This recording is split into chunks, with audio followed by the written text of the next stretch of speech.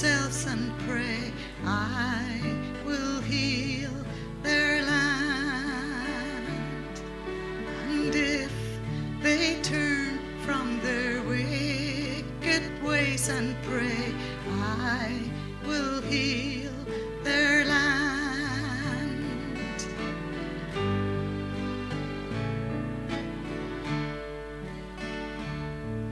We gather together today.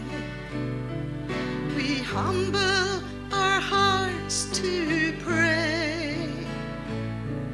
We stand in the gap for this land, oh God, a land that is thirsty and dry. Lord, we cry out to you. Send revival rain. Lord, we cry out to you. Come and heal our land. Lord, we cry out to you. Send revival rain. Lord, we cry out to you. Come and heal our land.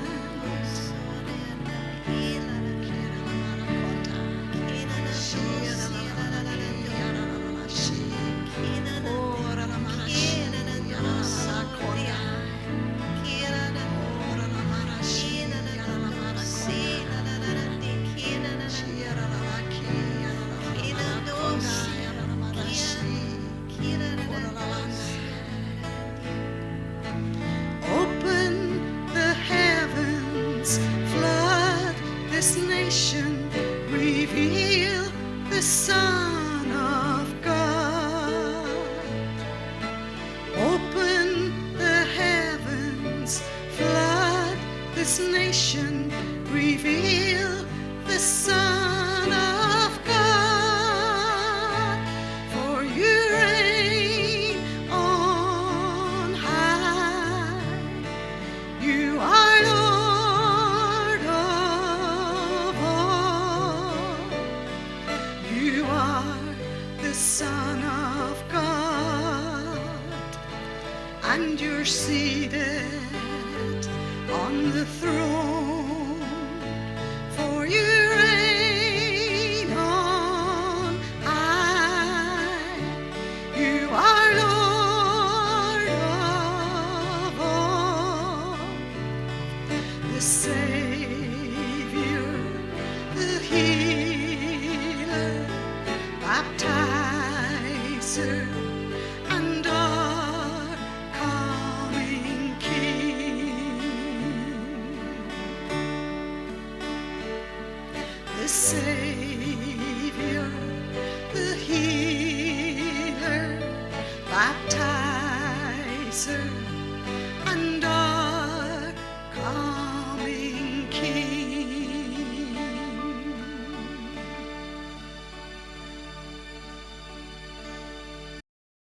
Hello, brothers and sisters in Christ. How are you? How does this find you? I trust it's blessed. I've been reading a wee article lately on revival, and I want to share it with you. I just feel led that I want to share it with my brothers and sisters. And then I want to make a prayer for revival in our land, whatever land you find yourself in. If you make the prayer for your place where you're at, and your community, your family, whatever. But anyway, just a wee bit about revival. I'm reading this from a printout that I have. This isn't something that I've written, but I really feel that I want to share it because I love coming back to it and I love making the prayer. Waves of revival have swept around the world in the 20th century. Today, the 5 largest churches in the world are spirit-filled and growing daily. Pentecostals are increasing in great numbers as worldwide revival brings the life of God to the church and to all mankind. The Hebrew word for revive is chaya, C-H-A-Y-A-H, which means to live, have life, remain alive, sustain life, nourish and preserve life, live prosperously, live forever, be quickened, be alive, be restored to life and health. According to that definition, revival is not just a one-time shot of life.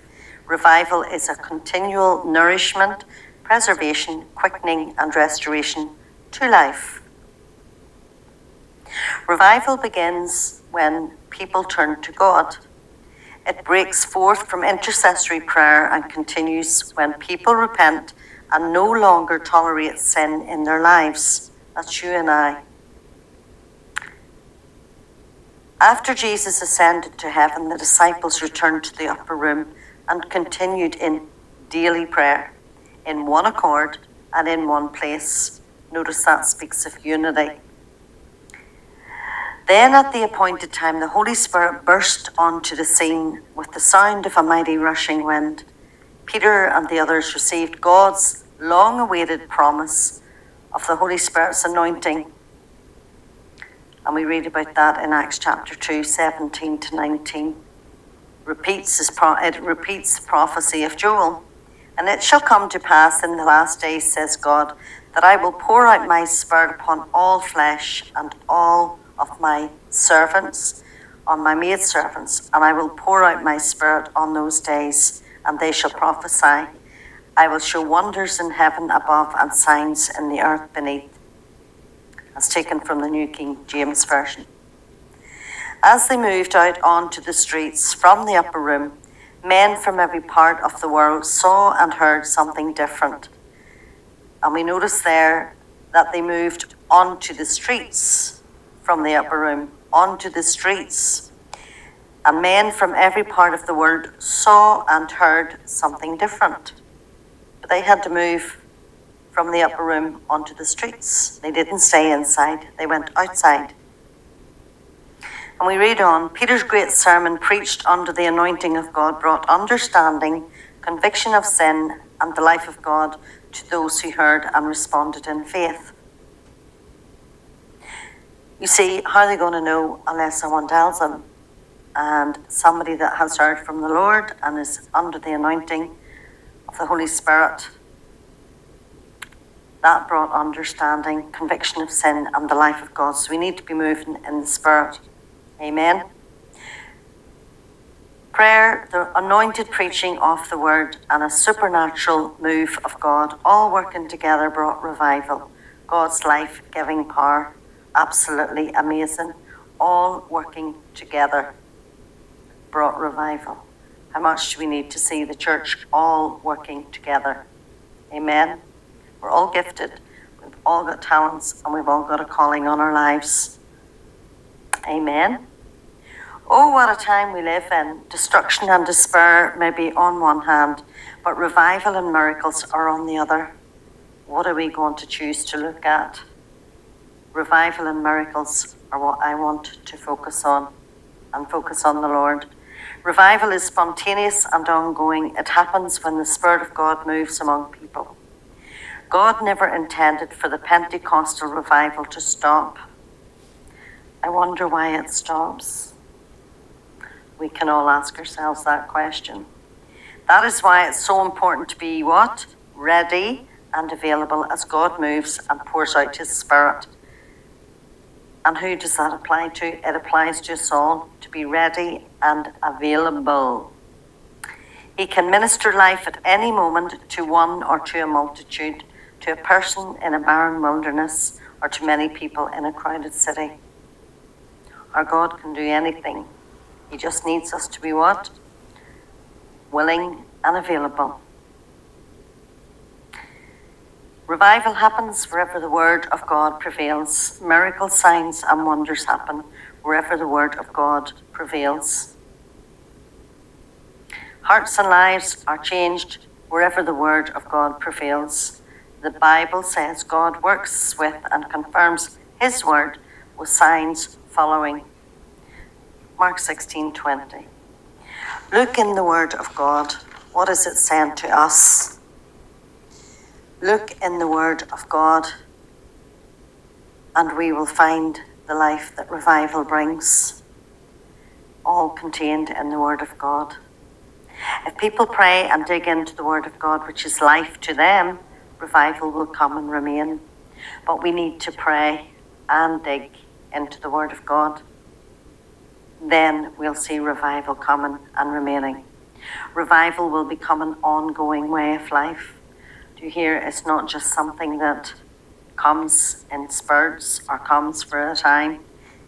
Revival will become an ongoing way of life for God's people. Amen. And people will see and their lives will be changed. Others will become hungry and excited. Just my thoughts there.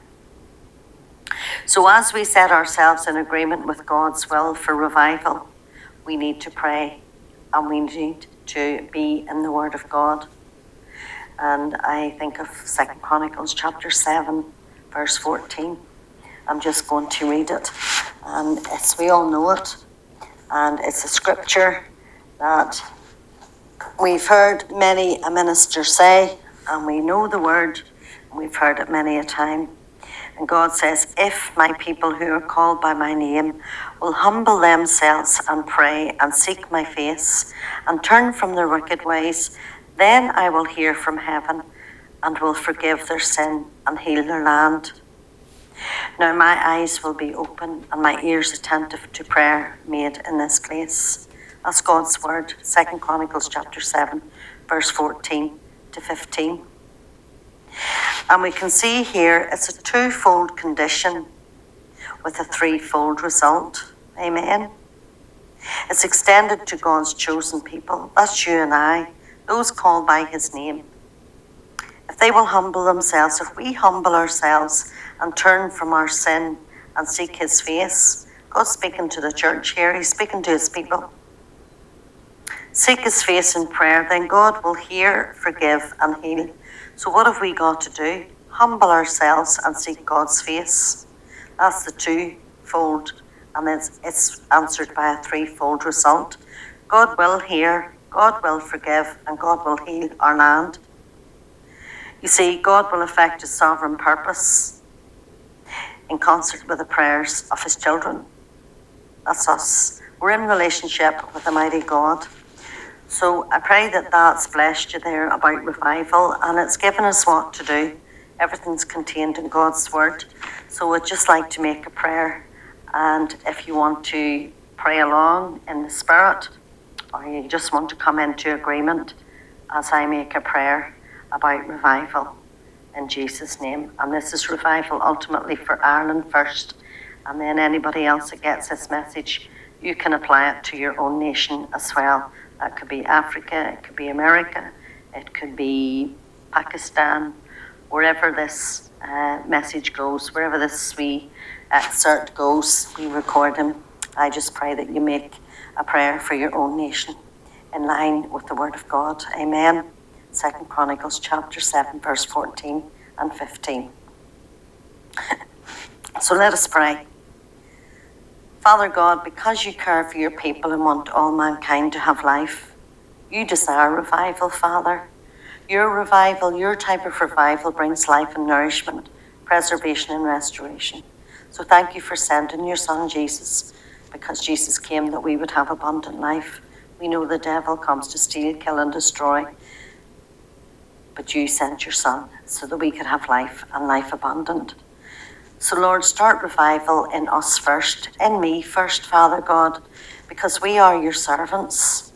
And Father, let us place ourselves in position to receive revival.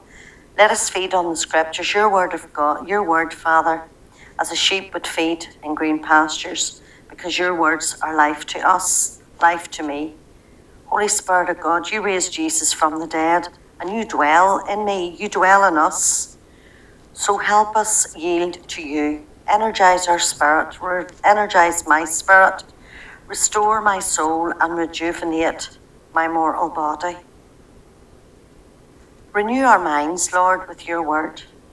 In our innermost being, there's a well of living water. Let us be revived, Father, in Jesus' name. Because revival not only is life to us, but life to everyone who calls on the name of the Lord. Therefore, we intercede on behalf of the people, Father. We come into agreement with this prayer and with your word. 2 Chronicles chapter 7, verse 14. We call upon you as the God of Abraham, Isaac, and Jacob. We call upon the mighty name of Jesus, that all of mankind needs life, Lord. You came that all might be saved and live forevermore. All of mankind needs revival, your revival, Father, because it is life. So, Father, let us speak and sow words and seeds of revival everywhere we go.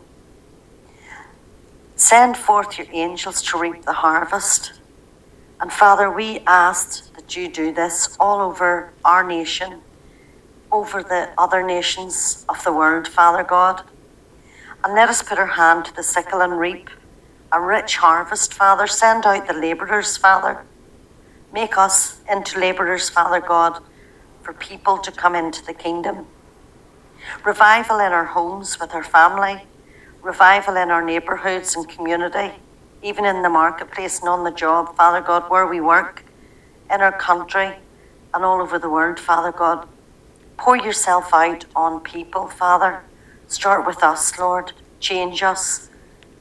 You're the Lord of the harvest, so send forth those labourers. Position them in strategic places for me, Father, strategic places for my brothers and sisters who are coming into agreement with this prayer. Pour out your Spirit in all flesh, Lord. Almighty God, show yourself mighty and strong with signs and wonders. Holy Spirit, breathe on all of the people of the world, our country, our community, our communities, and our workplaces, Father, and in our families. We pray this in the mighty name of Jesus, Jesus Christ of Nazareth. Have your way, Lord. Use us for your glory. And we call forth revival in us first, Father, and then let it move upon your people. In Jesus' mighty name we prayed. Brothers and sisters, pray for revival, and remember it starts with us. Let us yield to the Holy Spirit, and let us obey the voice of the Lord and go. Preach the gospel. Share the love of God with people in our neighbourhood. Every day is mission day, and there's opportunities every day. Let us look for them. Let us look for them. The Bible says when we seek him, we will find him. When we seek him with all of our hearts, we want to be seeking what God has for our day. Yes, do what we need to do for life, but don't let that be our focus. Don't let that be our main focus. I love the scripture, Matthew 6:33. Seek ye first the kingdom of God and his righteousness, and all these things shall be added unto us. In Jesus' name. God bless you all. Love you lots. Stay strong, stay focused, and stay on fire. Amen.